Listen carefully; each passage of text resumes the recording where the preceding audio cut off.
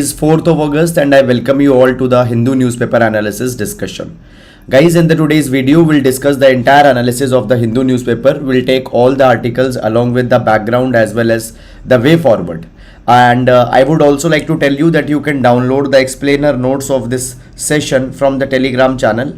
The link for the Telegram channel is given in the description box in YouTube. So from the Telegram channel, you can download the PDF of all this notes. Now, first of all, guys, let's see the overview of entire newspaper so that you can understand that which articles are actually important in the today's newspaper. So first of all, let's take that overview. So guys, here we have the Delhi edition of the Hindu newspaper, and the first article that we can see here is that government imposes curbs on import of laptop and tablets. So basically, guys, government has taken this particular step because if you see, then a large number of laptops, tablets are being imported from the China. And when we talk about the financial year 22-23, India has imported $9,446 million worth of laptops from China. Then the next is the Hong Kong, then we have Singapore, okay, after that the Taiwan and Malaysia. These are the countries from which the India is largely importing the laptops. But now the government has taken this particular step in an expectation that by this particular thing, the domestic manufacturing, by this particular thing, it has been expected that it will give to a boost to a domestic sector. But one thing we need to understand that first of all, shouldn't we keep the domestic manufacturing under the domestic manufacturing? Should we ensure that there is robust domestic manufacturing? Then these kind of bans should be imposed, because as we talk about, guys, India happens to be a thriving software. India has a thriving service sector. India has a thriving software industries, okay, which have a large reliance on the computer devices, laptops, tablets, personal computers. Okay, however, government has made this particular notification. So basically, guys, the computers that are being assembled outside the India, fine, Dell, HP, Apple laptops, they cannot be assembled, and a importer's license is needed for that particular thing. Then further moving on, after that, over 9 lakh trees likely to be axed for Greater Nicobar project. So basically, guys, what is this Greater Nicobar project? So Greater Nicobar project is a project by the center government where they are going to construct a large number of infrastructure. For example, there will be a transshipment port that will be developed, an international airport will be developed, a township, a 45 MVA gas, solar based power plant, okay, and all these particular infrastructures are to be built, and for this particular thing, the trees have to be cut down. Then further moving on, after that, guys, Manipur High Court direct status quo at proposed burial site, okay. So basically, guys, the article is talking about the mass burial site for the Kuki-Zo people who were killed into the Manipur ongoing clashes. Now for the exam, guys, I will not advise you to refer to every day-to-day development in this particular kind of a direction. Then we have the city section. In the city section, the regional issues, Delhi NCR on high alert ahead of Friday Namaz. It is because of the clashes that started in the Gurugram Noor region of Haryana. Then further moving on, guys, AAP BJP are at tricolor replaces the Bhagwa in MCD's Shahid the Park, not important for the exam. Then, guys, further in the city section, largely the regional city issues etc. have been given here, which are not much important for the examination. Then we have this Metro Plus page, again nothing important for the exam has been given here. So then we reach to the editorial section. In the editorial, the first article talks about nuclear signaling the need of guardrails. We'll take this particular article with respect to the examination. Then the state must be impartial in situation of the communal conflict. So basically, guys, in Manipur and Nu, there are the conflicts that are going on, and the article is talking about that the objective investigation should happen as what started these clashes, and the people who have been guilty, they should be brought to justice. Then the next is India needs the evidence-based ethics-driven medicine. We'll see this particular article for the examination. Then should the age of consent be revised in India? We'll see this particular article also for the examination. Coup in Niger, we'll see this article also. Why is the biological diversity bill facing opposition? We'll take this article also. Then, guys, we have this Limelight article, ghostly mansions to spooky ships, exploring the haunted settings in the films. Not important article for the exam point of view. Then further moving on, MEA hopes for normalcy in NCR ahead of G20 meet. So basically guys, as you might be knowing that India is leading the G20 for 2023, and many multiple G20 meetings have to be held throughout the year. More than 200 meetings will be held, and then the summit of G20 will also be held. So for this particular thing, the normalcy is being expected because of the Gurugram clashes. Then guys, again moving on, after that guys, much important articles are not there for the examination. Article 370 was a compact entered between two sovereigns. So guys, on the Article 370, which got diluted in 2019, the case has got started in the Supreme Court. Now guys, every day in this particular direction, there will be the statement by the opposing parties, lawyers, etc. that will be made. Not important to follow it every day for the sake of examination, because by the time your exam will come, fine, basically everyday development is neither important nor you can remember it for the exam. Then amid row data protection bill tabled, we'll see this particular article with respect to the examination. Lok Sabha passes Delhi services bill amid a walkout. So basically guys, what was this Delhi services bill?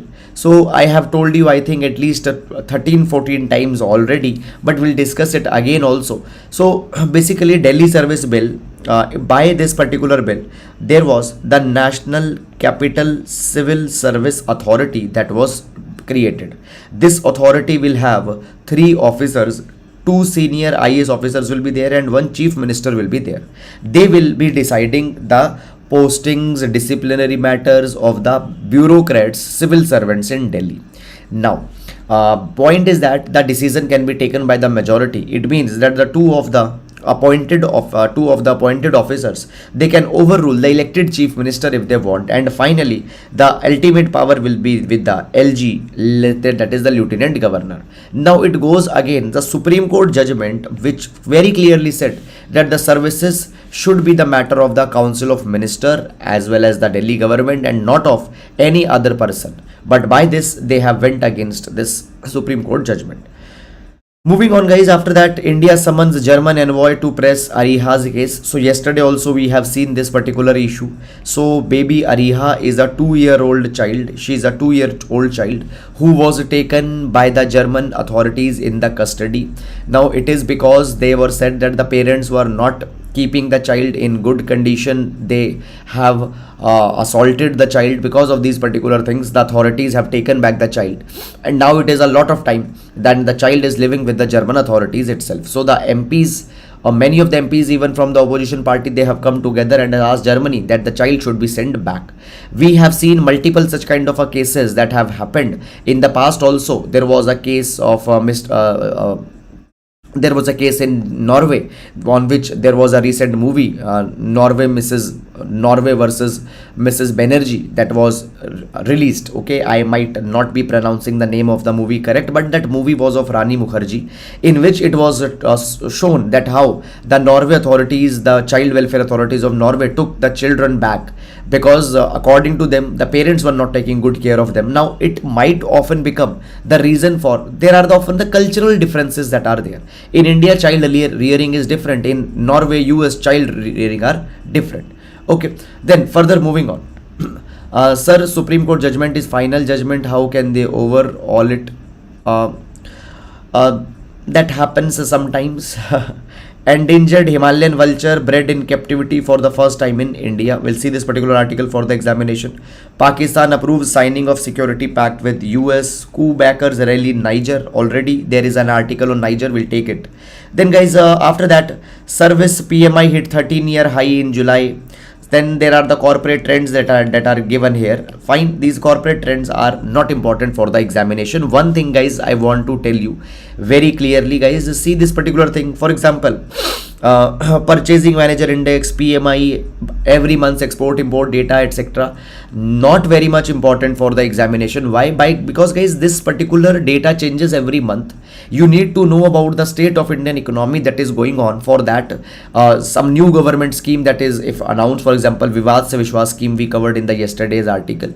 Those broad things are something that you have to be seen.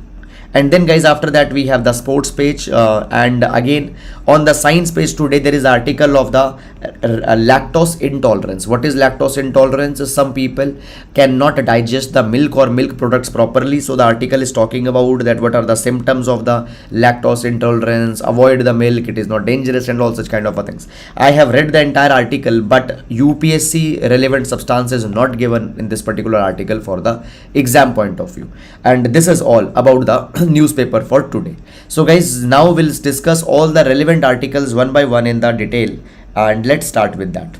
And first of all guys, I would like to thank you all for the tremendous response that you have shown on the videos in the past 2 days, in number of your likes, comments, shares that you have done. I really I am very thankful for you, and I expect that the same support you will show on the coming videos also. I'm really thankful to all of you. Thank you so much for all of you for leaving the comments, likes, and engaging with the video.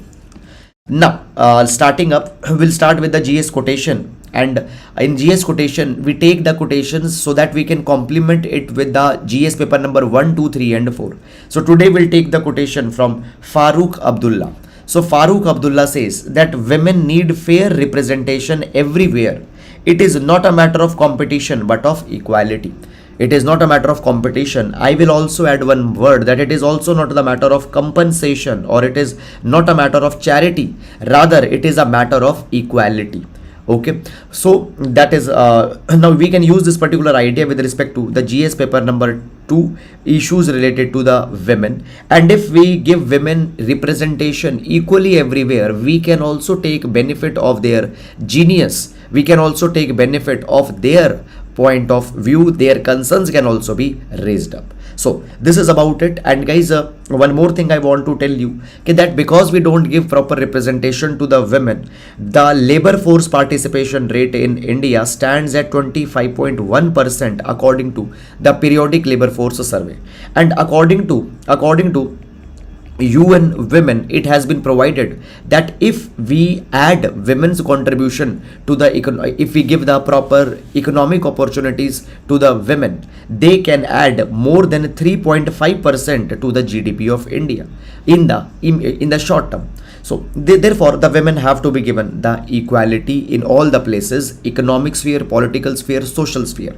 Now, starting up with the first article, coup in Niger causes and concern. Coup in Niger causes and concern.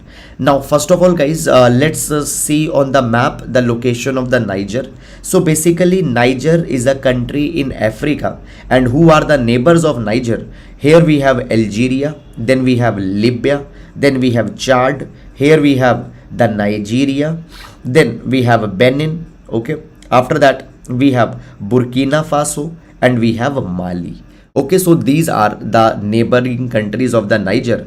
And one thing, guys, I want to tell you, that basically this particular region is facing insurgency from a very long period of time. And when we talk about the countries such as Mali, Burkina Faso, there are already the military or dictatorial kind of regimes that are going on. Now, when we talk about, guys, Niger, so what has happened recently? The Niger's military, they had staged a coup. Then Niger's military, they had staged a coup. Now, what is a coup?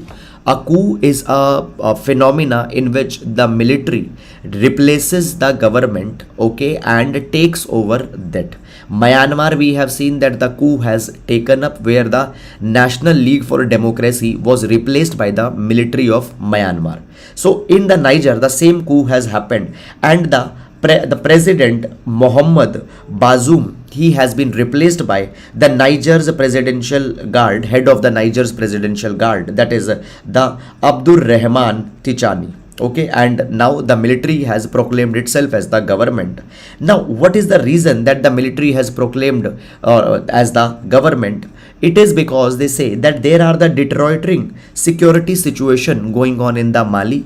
Economic crises are going on. The government has failed to control the after effects of the pandemic. They say that there are the groups such as the Al-Qaeda, Islamic State, Boko Haram that are operating in the southern western region of Mali and the southeast. So southern western region of Mali and the southeast. Now guys, when we talk about the country Nigeria, in Nigeria Boko Haram has been very much active around this particular region, and from here in Niger also the Boko Haram has established its dominance, and they say that the government has failed to control this particular thing. So therefore now the military takeover has happened in the Niger. Now because of this particular thing guys, now it has been, when we talk about the Mr. Mohammed Bazoum, the present president, he came to the power in 2021 after the democratic elections were held in Niger, and it was called as a largely a successful exercise because of a peaceful transition in Niger happened. But again, just after not even the 2 years have happened completely, but this same thing has started. Now the United Nations, America, Germany, France, they have condemned this coup, and they had said that they are going to stop all the aid going on to the Niger. Now when we talk about guys Niger, earlier the president of Niger, who has now been removed, he was a very important partner of the America, and American troops, French troops were also stationed in the Niger because of the president who was a supporter of the West. But now as the military has taken over, US, French troops, they will not be allowed to stay there. So there were more than 1100 nearly US troops and 1500 French troops will now be allowed to asked to leave. Now when we talk about the importance of Niger in terms of the minerals, it holds a very important place because it is a major uranium producer. And guys, when we talk about around 7% of the global supplies, 7% of the global supplies of uranium, they are in the they are provided by the Niger. And today we see this particular thing, that as the world is moving towards the carbon neutrality, we are moving towards renewable energies, we are moving towards the nuclear energy because it happens to be a clean alternative. The uranium becomes a very critical mineral. Okay, and 25% of its production it is supplying to the France, and the France is relying largely on the nuclear energy. So by this particular thing it will be impacted. Now guys, when we talk about the neighbors of the Niger, that is the Mali and Burkina Faso. So here you can see that the Mali is here, one neighbor Mali is here and Burkina Faso is there. Now they are the supporters, Mali and Burkina Faso, they are the supporters of the military regime, because guys already in their countries military regime has been going on which holds a dominance. Now when we talk about military and Burkina Faso, they have allowed the solidarity with the coup makers, and Mali, Burkina Faso already have very good relations with the Russia, and now the indication is going on that into the Niger also the military which has come, it will also foster the relations with the Russia. Now guys, understand this particular thing. Today we see that the world has divided in two camps. On one hand there is West, and on another hand there is Russia. Now whenever countries want to make relations with the West largely imposes multiple expectations on the country, for example democratic reforms, okay, and all such kind of things. But Russia doesn't imposes any conditionalities on the nations which are partnering them. So Russia's security partnership comes without the condition, and as it comes without the condition, it is more preferable in the West Africa by the military governments who just want to hold the control. So now the Niger, Mali, Burkina Faso, all three will get aligned to the Russia. Mali and Burkina Faso are already aligned. Now when we talk about guys Niger, since 1960 when the Niger got independence, it has experienced 4 coups and multiple attempted coups it has seen. In 2021 also there was an attempt to establish a coup, but it was not successful and the democratic transition happened. Now guys, when we talk about the entire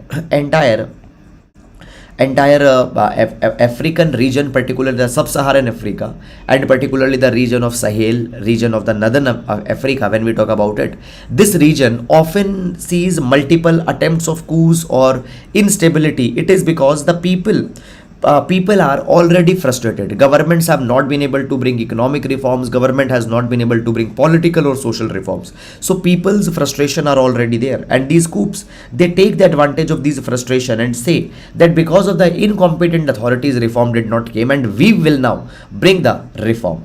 Okay, so this is something that has happened. So that is all guys about this particular article. And now we'll move to the next article. amid row data protection bill tabled. Okay, we'll take this particular article, guys, for the examination. Now, first of all, this particular article, guys, will see with respect to this article, will see with respect to the GS paper number 2, right to privacy. GS paper number 2, right to privacy, and issues related to it. Now, first of all, let me give you some of the background information.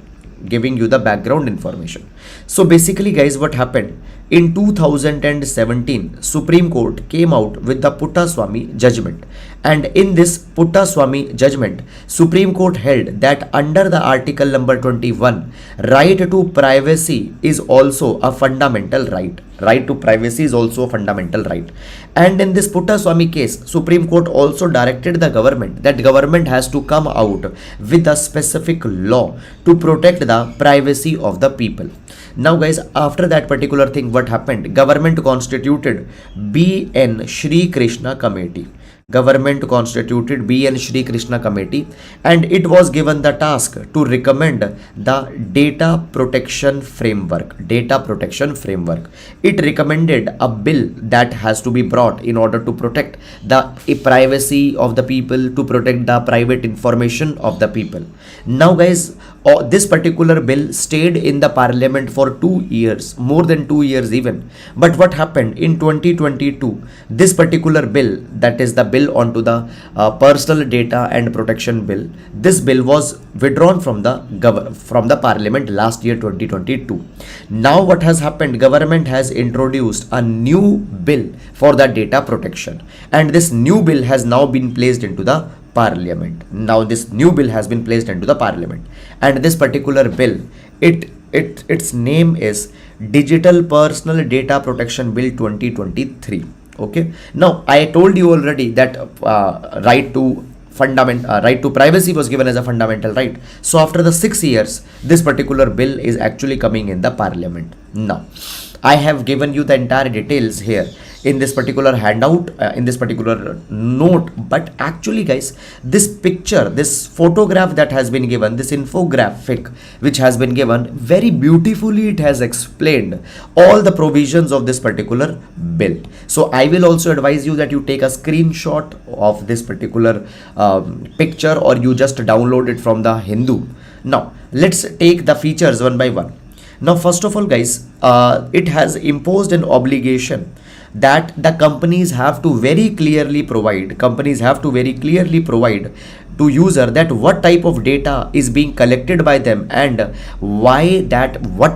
in what way that particular data will be used. For example, guys, you go on Facebook, okay, or let's say you go on any of the edutech company's website, they ask a lot of your information, your name, your father's name, your mother's name, your date of birth, and lots of information. So they have to first of all tell that what data they will store in their database, and that data will be used for what purposes. Now, guys, one thing I want to tell you here, there are two words. Number one is data fiduciaries. There is one word, that is the data fiduciary.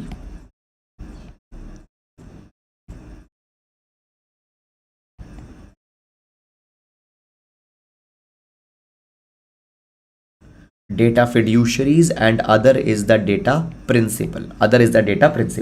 So data principals are those people whose data is being collected. For example, if my data is being collected at a particular website, I am the data principal, and data fiduciaries are the ones who will store the data. Now, these data fiduciaries can be the private companies. These data fiduciary can also be the government. Government is also the data fiduciary, because government is also holding a lot of your data. Government is collecting data and holding that. So government and private companies both can be the data fiduciaries, and you are the data principal. So one word we will use, that the data principals, they have to be informed what data is being collected and for what purpose that data will be used. Then the users, okay, will get the right to delete or to modify their personal data. Okay, so you can withdraw the consent that you have given to a company whenever you want. Then the penalties have also been imposed. Penalties from 50 crore to 250 crore have been imposed. Okay, and if are repeated, I mean, for what this penalty is there? This penalty, if suppose Facebook collected your data, Amazon collected your data, and that data got breached, that data got leaked, then 250 crore rupees of penalty can be imposed. Then this particular bill also talks about creating a data protection board of India, and this data protection board of India will be responsible to ensure the enforcement of this particular bill, as well as it will also impose the responsibilities of the companies which are collecting that data. But this particular board has been criticized for one particular reason. Why? Because guys, the members, composition of this particular board, everything will be determined by the government. Okay, then it also removes the section 43A of the IT Act 2000. Now, under this, why this particular section is being removed and what this section was, let's understand this particular thing. So basically guys, section 43A provides that if any company collected the data of individual and if that data got leaked, then that particular company has to compensate.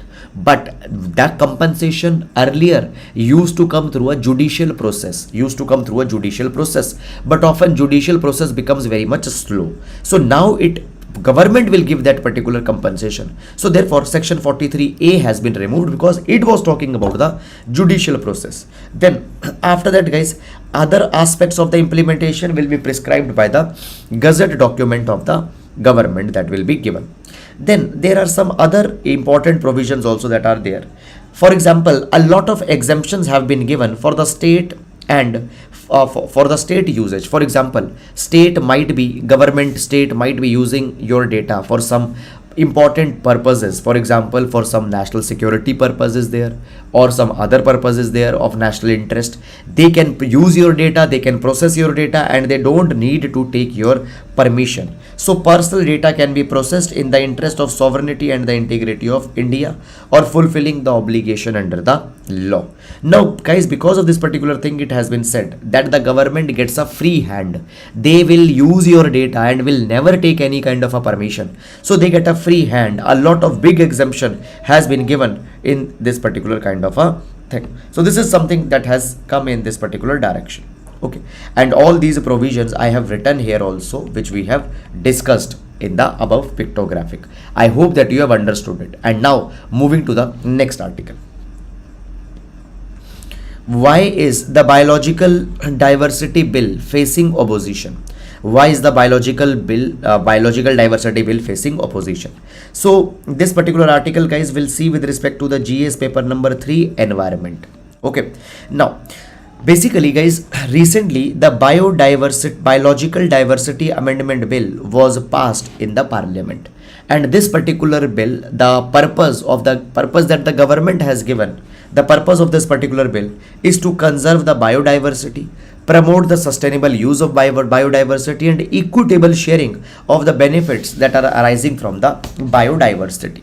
Now guys, understand this particular thing. India has also been the signatory of the Convention on Biological Diversity. And in line with this Convention on Biological Diversity, we also came out with the Biological Diversity Bill. But understand now, the government has amended this particular bill. Certain few things I want to tell you guys here one by one. First of all, the Biological Diversity Bill provides this particular thing that any private person, any company, if they are exploiting any resource of biodiversity, then the permission have to be taken from biodiversity board. From the biodiversity board, the permission has to be taken. Now let me give you one example. You might have heard about the Patanjali. Fine, by the Divya Pharmacy. Now Patanjali extracts a lot of resources from the forest, jungle, jadi booty, Ayurvedic products they are extracting from the forest, Earlier, whenever they extracted any jadi booty from the forest, any Ayurveda product from the forest, any herb, anything, they have to take the permission of the biodiversity board. Because of this particular thing, these companies have said that ease of doing business have got impacted in India. Now, if you know, guys, India is promoting the Ayush, that is the Ayurveda, Yoga, Unani, Siddha and Homeopathy, and they largely depend on to the herbs which are found into the forest. Now, what this particular bill has provided, this bill has exempted the codified traditional knowledge and the Ayush industry. Now, the Ayush industry, for example, the companies such as Patanjali, companies such as Baidyanath, companies such as Dabur, which are working in the Ayush field, making Ayurvedic product, for example, they can extract the resources and they have not to take the permission from the government. Also they are exempted from benefit sharing. Now, what is the meaning of this benefit sharing? Suppose, guys, this is particular jungle, and in this jungle there are the X tribals that are living. And in this particular jungle there are some very precious herbs that also grow. Now, suppose I am running the Patanjali, or let's say Baba Ramdev is running the Patanjali company. He wants to extract these herbs. Now, if they will extract these herbs and they will sell these particular herbs in the form of any product, they have to give the benefit to this tribal also. The local communities have to be given the benefit. Now, guys, this particular bill which has been brought, the act that has been amended, it provides that they are exempted from sharing the benefit also. Okay, and so therefore the local communities have been denied the benefit which is coming from them. So it has been said that because of these two provisions, there will be a lot of exploitation that will happen. The big companies, pharmaceutical companies, Ayurveda companies, they will just enter in the forest, will exploit the resources and will not give any compensation to the communities. This has been called as problematic. It has been said that it is going against the fair and equitable sharing of the benefits. Even in the Convention on Biological Diversity, successive protocols that have been signed have been adopted. For example, Nagoya Protocol, they talk about the benefit sharing, but India has now taken it back. Now, according to Center for Science and Environment, they have carried a report in 2022 and they said that already the implementation was not going good. Many of the state governments, they have no data as how much money they received from these companies and whether that money was given to the local people or not, how that particular money was used. There is no information with multiple state governments. So already execution was not good, and now this is a very big problem that will come. So in the name of ease of doing business, it has been said, because the industry was unhappy, it has been done. Now, guys, recently we have seen that the Rajya Sabha also passed the Forest Conservation Amendment Bill. It was also passed, and we have seen this particular thing also multiple number of times. In this, what happens, it is trying to go away against the 1996 Supreme Court Godh Varman judgment, according to which Supreme Court said that meaning of the forest is any land where there are trees. Government says no, the forest means only that place which has been notified by the government. Now, why this particular change? Because, guys, when there is a forest, you cannot cut the trees. You have to take a lot of permission.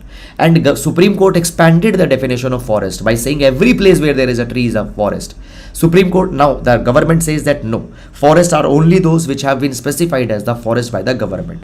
Now, this Forest Conservation Act, along with this Biodiversity Amendment Bill, Biodiversity Amendment Act, they are diluting the environmental laws of India, and because of that particular thing, it has been criticized. So that is all, guys, about it. And now moving to the next article, nuclear signaling and the need for new guardrails. Now, this particular article, guys, we'll see with respect to GS paper number 2, international affairs, as well as with respect to the ethics also. We'll see this particular article. Let me give you some of the basic background information first. Basically, guys, when we talk about the nuclear weapons, right now, because of the Russia-Ukraine war is going on, the threat of again revival of nuclear weaponry has become a very big concern. Now, when we talk about, guys, post 1991, when the Cold War ended, the United States-Russia rivalry on the nuclear weapons also ended. Okay, it also ended. But today we see that there is a changed geopolitical environment, and again there is a possibility that Russia will build more nuclear weaponries. USA will repeat the same thing. Now, guys, understand this particular thing. Even multiple fronts where the Russia and USA were collaborating that they will not develop the nuclear weapons, these partnerships also have been broken down. Even the New START treaty, which the US and Russia were part, they have went back from there also. In 2021, the USA and Russian president both met in Geneva, and they met in order to bring the nuclear arms control, but nothing happened here. Okay, so nuclear arms control was the high priority item, but it did not proved. Then in 2022, Russia also began its special military operation in Ukraine, and now Russia, in order to protect its interest in Ukraine and Crimea, will justify the use of the nuclear and other lethal weapons. Now, when we talk about, guys, the NATO, North Atlantic Treaty Organization, which is a grouping of 31 countries led by America. Now, the NATO says this particular thing that right now the war between Russia and Ukraine is going on. We will ensure that it doesn't becomes a third world war. Also, it doesn't becomes a NATO-Russia conflict, because if it becomes a third world war or a NATO-Russia conflict, there is a possibility that the deadly nuclear weapons can be used here. Now, at the same time, Russia has also given a very clear warning that if Ukraine tries to take back the Crimea, which the Russia has acquired in 2014, then the European countries will see the consequences. European countries will directly come in conflict with the Russia, and Russia has a lot of nuclear weapons compared to the European countries. Now, when we talk about, guys, Ukraine is not a NATO member as of now, and Russia says that Ukraine is actually culturally aligned with the Russia. Russia is resorting to use the nuclear weapon to deter the NATO, that NATO doesn't get involved here. NATO doesn't make Ukraine the partner. Now, Russia has revised their nuclear doctrine recently, and Russia's nuclear doctrine that was issued in 2020, it provides, number one, it provides that the Russia would use nuclear weapon in response to the use of nuclear weapon or other type of weapon of mass destruction against it or its allies. Now, this word, other type of weapon of mass destruction, is a very big word. It is a very ambiguous word. Then second is that Russia says that they will use the weapons in case of aggression against the Russian Federation with the use of conventional weapon if the very existence of Russia is put under threat. So even if the conventional weapons are being used against the Russia can use its nuclear weapon. So in this particular capacity, we see that Russia has very clearly revised their nuclear doctrine and has very clearly given an indication that they will use their nuclear weapons. Okay, so this is something that has come. So, guys, here now the Western countries need to be responsible and should understand that it should not turn in a nuclear war. India needs evidence-based ethics-driven medicine. We'll see this particular article with respect to the GS paper number 2, issues related to the health. Now, first of all, guys, recently what has happened, government has talked about the integrative medicine. Government has talked about the integrative medicine. Now, what is the meaning of the integrative medicine? Now, guys, for example, we have two type of medical regimens. One is the traditional medicines. In the traditional medicines, we have Ayurveda, Yoga, Unani, Siddha, homeopathy. And then there are the allopathy medications, which are also called as the modern medicine. So when you take paracetamol, when you go to a doctor and you take the allopathy medicine, this is the modern medications that you are actually resorting to. Okay, now what is integrative medicine? We will integrate both traditional as well as allopathy, and government says that the Ayurveda will be used with the allopathy, and slowly yoga, homeopathy even will be used in the medicine. Now, the article is saying that, okay, recently government is trying to integrate the Ayush medicines in the medical system, and it is being said that it is an attempt to decolonize the medicine. Okay, so allopathy, modern medicine is seen as a Western thing. So it is to decolonize the medicine. Now, the article is saying that actually when you talk about the homeopathy, the evidence on the homeopathy is very much weak. It is said that the homeopathy in most of the things don't work according to the research papers that the author is talking about.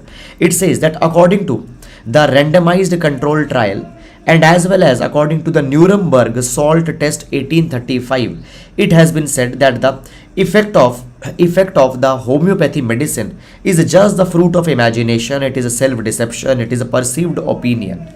They very clearly say that the homeopathy medicine doesn't works, it is just a kind of a imagination that is going on.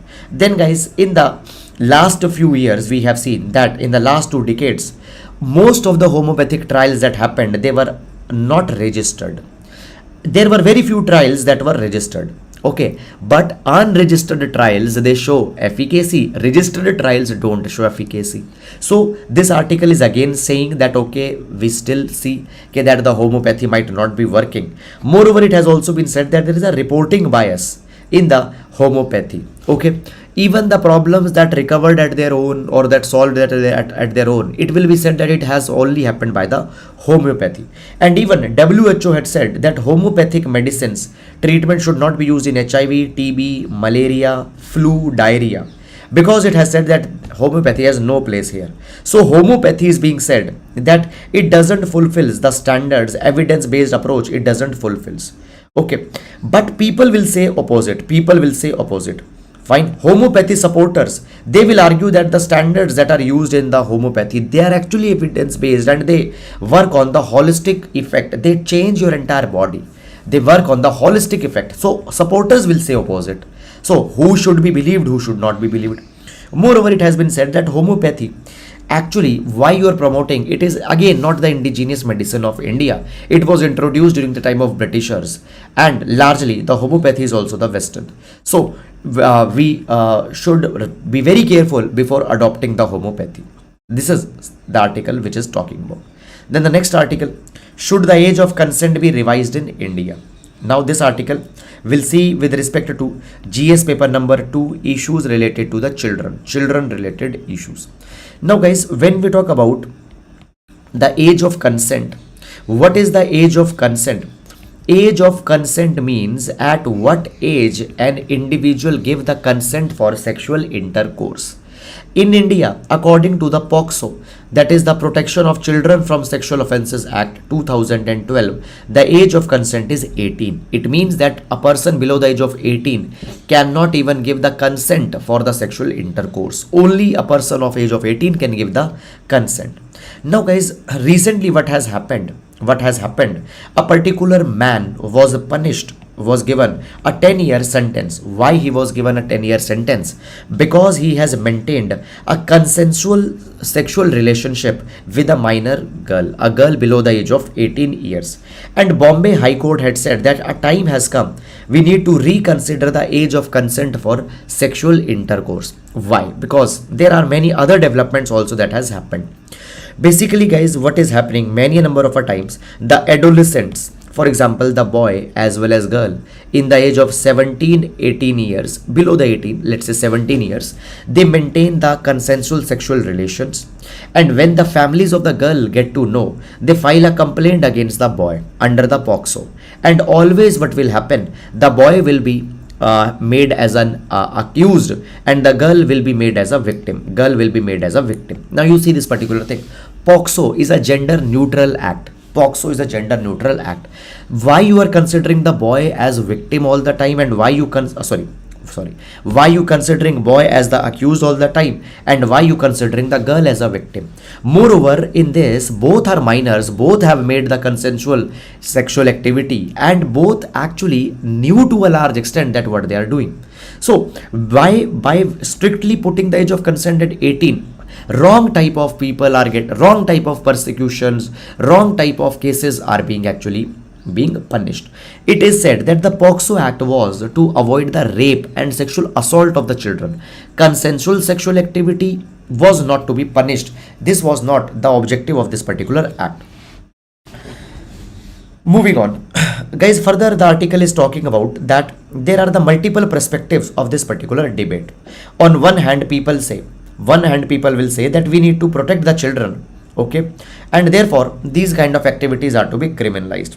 But on other hand, it has been said that child's evolving capacity is needed to be recognized. Now what is the meaning of the child's evolving capacity?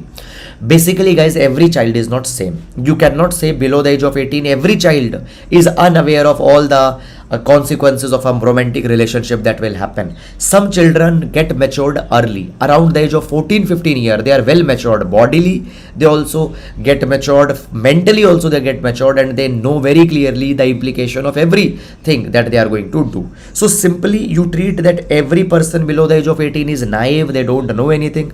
It is not a correct approach. Evolving capacity needs to be taken in account, and the age of consent is to be reduced to 16 years. Now basically guys, the article is talking about this thing, that under the POCSO, whenever there are the two people who have even come under the sexual intercourse with the consensus, after this guys, what actually happens?